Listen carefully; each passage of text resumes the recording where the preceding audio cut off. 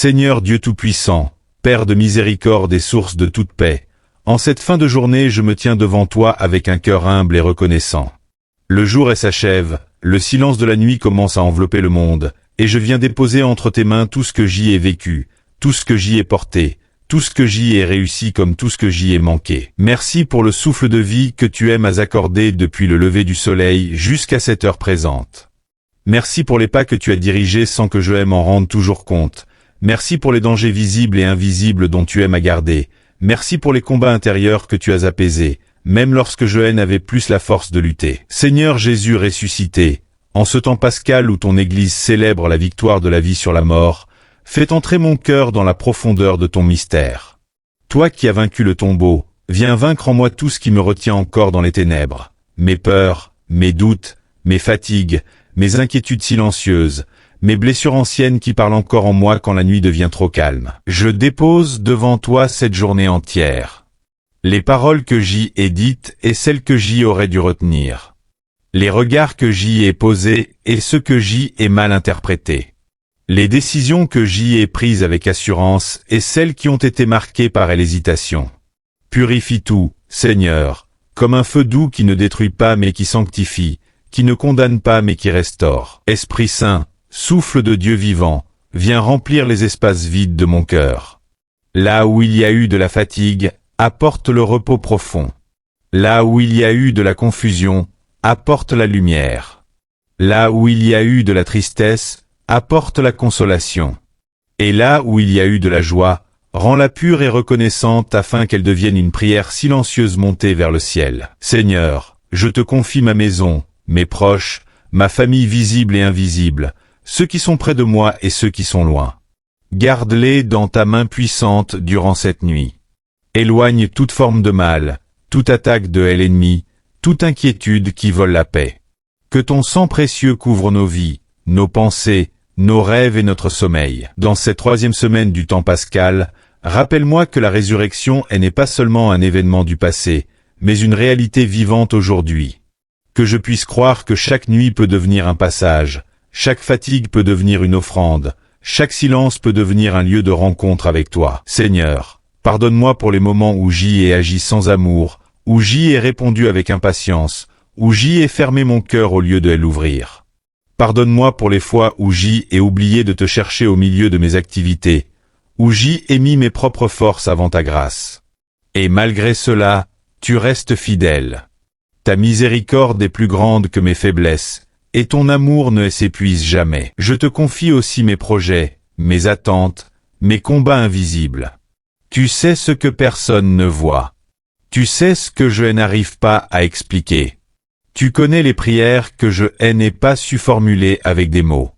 Alors ce soir, lis dans mon silence, Seigneur, et réponds selon ta volonté parfaite. Seigneur, en cette heure où la nuit s'approfondit, je viens encore plus loin dans ta présence, là où les mots deviennent plus simples et où le cœur parle plus fort que les lèvres.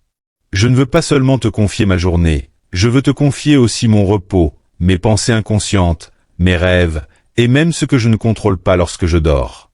Viens visiter mon sommeil, Seigneur Jésus. Que cette nuit ne soit pas un simple arrêt du corps, mais un temps de restauration divine. Entre dans ma chambre comme tu es entré dans les lieux fermés après ta résurrection.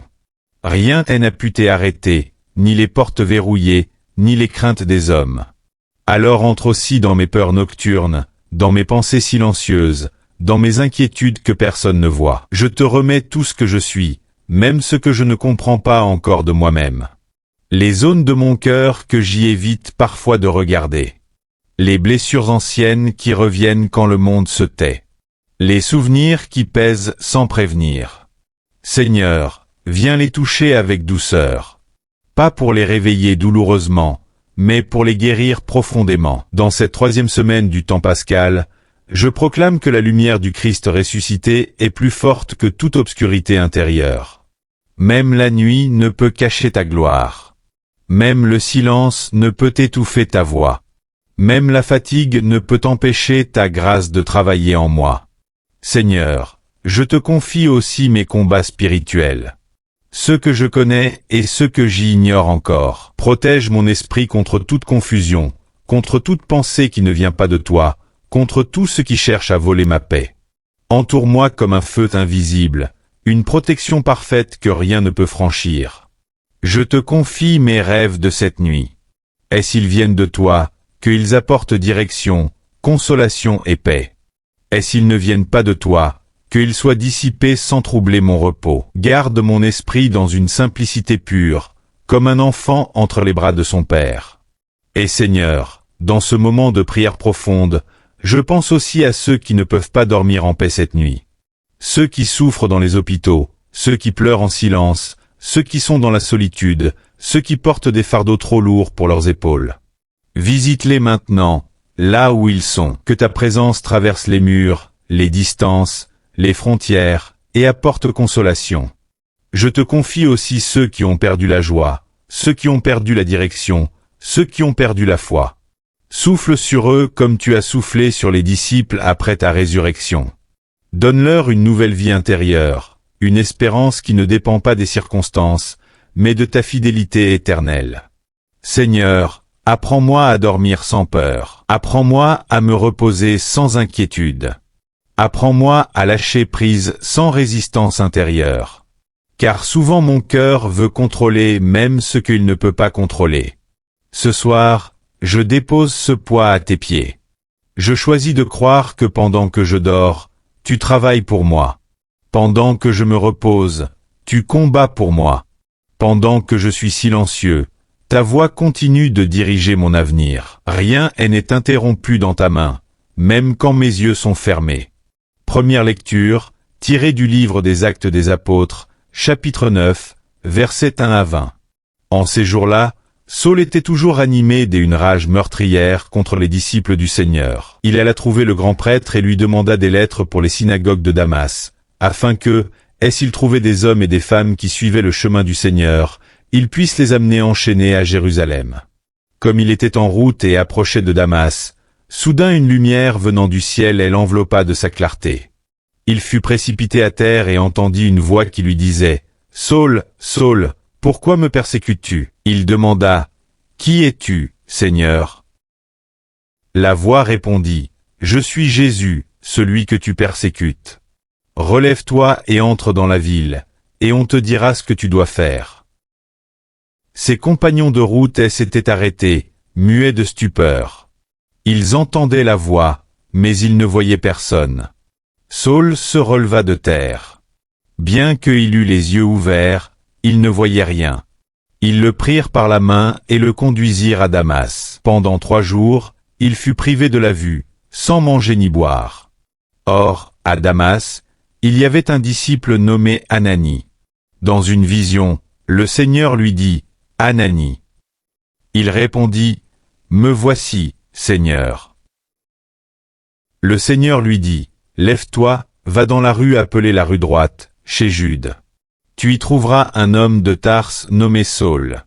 Il est en prière. Il a eu la vision d'un homme du nom d'Ananie entrant pour lui imposer les mains afin de lui rendre la vue. » Ananie répondit « Seigneur, j'y ai entendu beaucoup de choses sur cet homme, et sur le mal qu'il a fait à tes fidèles à Jérusalem.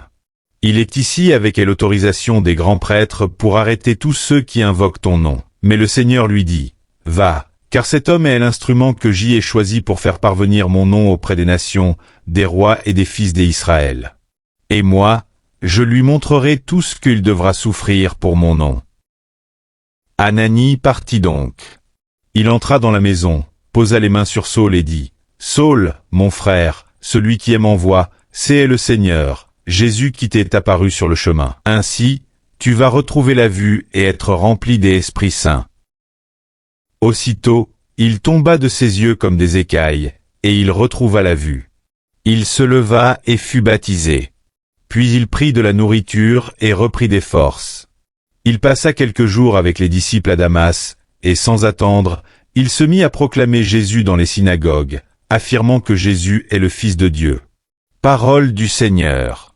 Psaume, tiré du psaume 116, aussi appelé psaume 117. Rendez grâce au Seigneur, tous les peuples.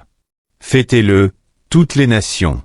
Son amour envers nous est montré le plus fort.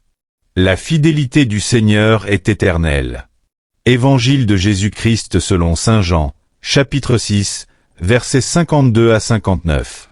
En ce temps-là, les Juifs se querellaient entre eux et disaient: « Comment cet homme peut-il nous donner sa chair à manger ?» Jésus leur répondit: « Amen, amen, je vous le dis, si vous ne mangez pas la chair du Fils de l'homme et si vous ne buvez pas son sang, vous n'aurez pas la vie en vous.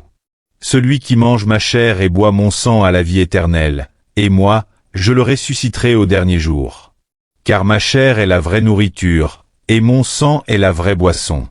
Celui qui mange ma chair et boit mon sang demeure en moi, et moi je demeure en lui. De même que le Père, qui est vivant, m'a envoyé, et que je vis par le Père, de même celui qui me mange vivra par moi. Voici le pain descendu du ciel. Il n'est pas comme celui que vos pères ont mangé. Eux sont morts. Celui qui mange ce pain vivra éternellement. » Voilà ce que Jésus a enseigné dans la synagogue de Capharnaüm. Acclamons la parole de Dieu.